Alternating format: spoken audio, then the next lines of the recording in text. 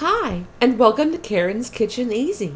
Together with our kitchen basics, tips, and tricks, we're going to make you the star of your kitchen. If you enjoy this video, be sure to subscribe to my YouTube channel and check out the link below this video. It will take you to karenskitcheneasy.com where you can find a printable version of today's recipe.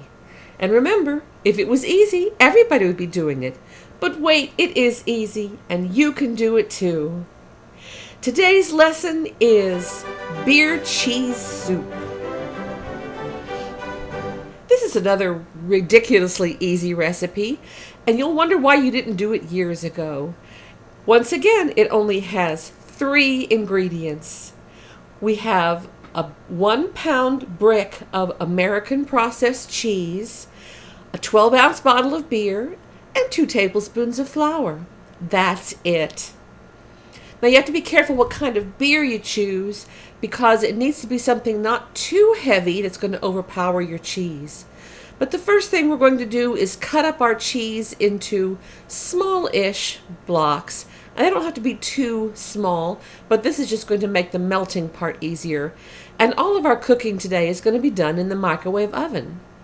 So we're just cutting up our cheese into usable bricks. And once again, I'm using my wonderful bench scraper, that great tool in the kitchen. So we're just going to put this in the microwave for about 1 minute to make it a little bit easier to handle. In the meantime, we're going to put our 12-ounce bottle of beer into a bowl, and we're going to add a little bit of flour to it, 2 tablespoons of flour. We're going to make what's called a slurry, which is just flour and a liquid mixed together. Now, you don't have to use the flour. This is a variation in the original recipe. I just find flour thickens it a little bit. So we're going to take a small whisk and just whisk the flour into the beer. And the beer that I'm using in this particular version is a red ale. And that's not too heavy an ale. You be sure you don't want to use anything like a wheat beer or a beer with a lot of extra additives or flavorings in it. But we have the flour all stirred into the beer, and this also helps to break up a little bit of the carbonation in the beer because we don't want that. So now the cheese has been in the microwave for about a minute. Just soften it up a little bit, and we're going to add it to our beer slurry and just mix it around a little bit. And we're going to put it back in the microwave for about 2 minutes. This is going to start melting the cheese. And I got a little bit of the cheese stuck in the whisk here, so let's get that out. But we're going to put it in the microwave for about 2 minutes. Now, as you can see, the cheese is already starting to soften.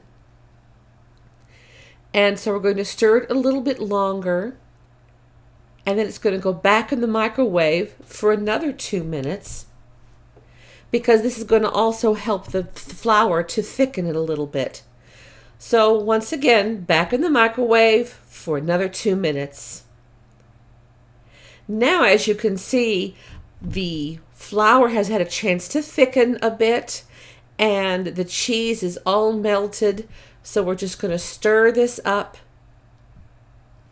And if you'd like it to thicken a little bit more, you can put it back in the microwave for another 1.5 minutes. You have to be careful because cheese will burn, so you need to watch this a bit. But back in the microwave for another 1.5 minutes, and that is it. Now, there are wonderful things you can do with this cheese soup. You can add things to it like sliced bits of sausage, sliced bits of ham. As you can see here, I've put some parsley in it. You can also put chopped up fresh chives. There are a lot of things you can do with this. You can also increase the flour a little bit and decrease the beer and have a wonderful cheese dipping sauce. But as you can see, if it was easy, everybody would be doing it. But wait, it is easy, and you can do it too. So I'll see you next time on Karen's Kitchen Easy.